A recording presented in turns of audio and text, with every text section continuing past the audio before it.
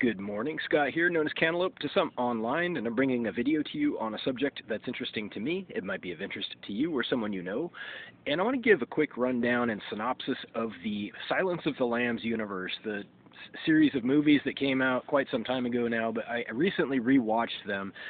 The first one is definitely a classic. It's a solid movie, and I recommend it if you're not squeamish, if you're not against horror and graphic content. But I want to talk about the messages and the actual story that's contained in these movies just a little bit, because I watched them yesterday. So if you're familiar, the spoiler alert, I will probably talk about things that would be better seen in person. But if you're not planning on watching them, then feel free to watch this video.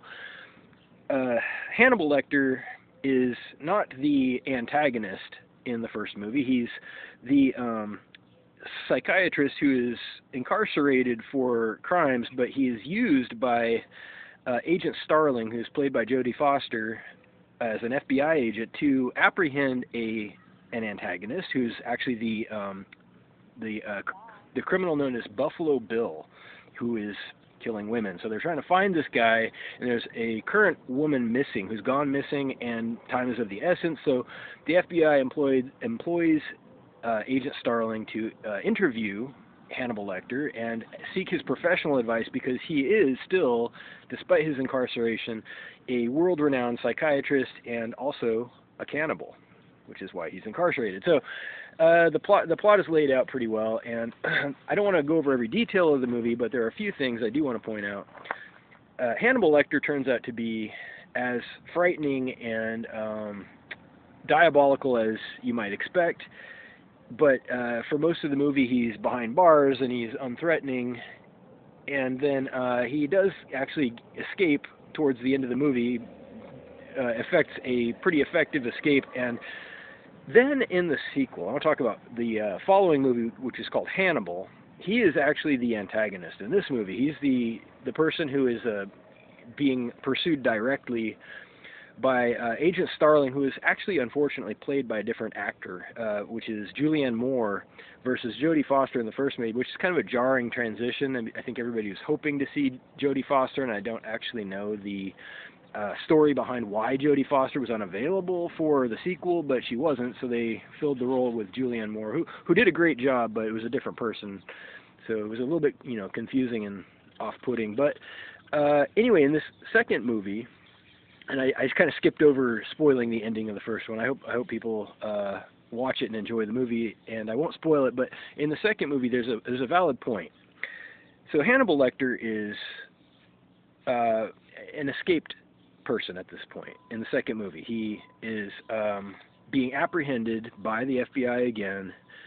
Agent Starling, played by Julianne Moore, is still trying to find him, and the plot unfolds with this other character who is disfigured. Whoa, really, there's like morbidly disfigured. He's one of Hannibal the Cannibal's victims, former victims apparently. And then the point I want to make is, at the end of the movie, and I am going to spoil the ending of the sequel, and you can skip this one if you want. It's not honestly as good as the first movie, but it's still pretty good.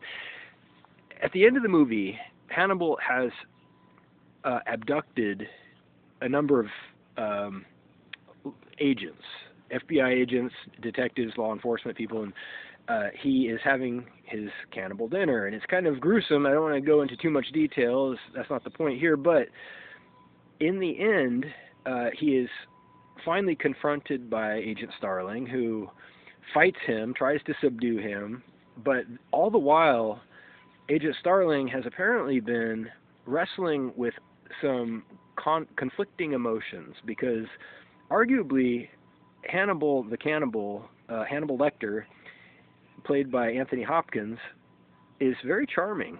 And this is the interesting part. This is the whole point of my video here. He is treating Agent Starling like a princess all throughout all the movies. He's a perfect gentleman to her. He likes her a lot. And I shouldn't say a perfect gentleman at all points, because during their introduction he's a little bit crude, but in the second movie, especially at the end, he's treating her to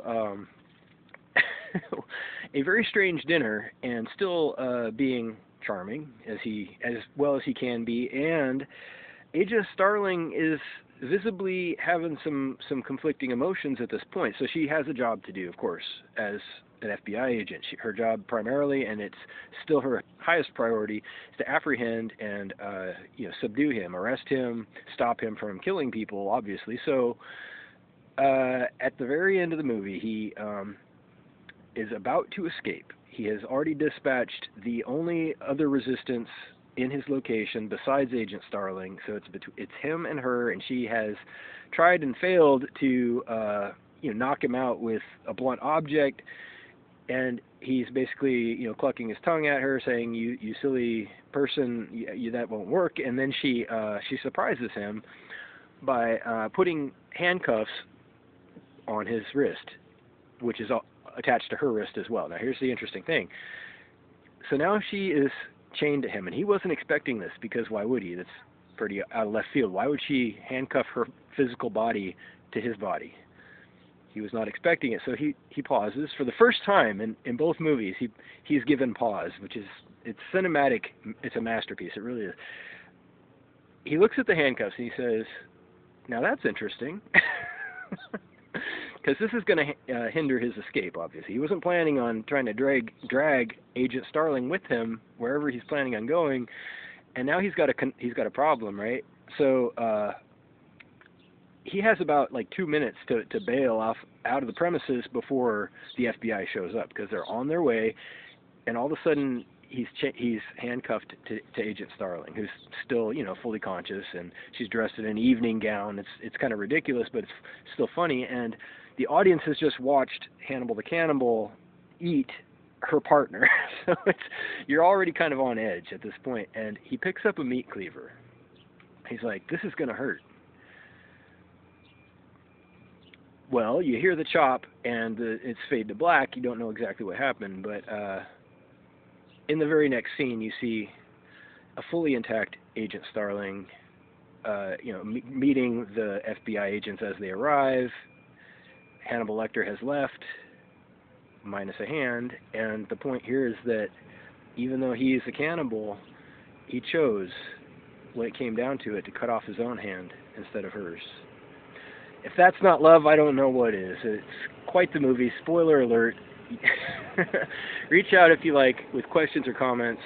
I am currently offline from my White Hot Robot account, so I won't be checking my email at that address until I get access back to it. I have no estimate of when that might happen. Google's not helping me with that, but I may come up with a new address, and I'll put that in future videos. Reach out with comments, I guess, to this address. Thank you.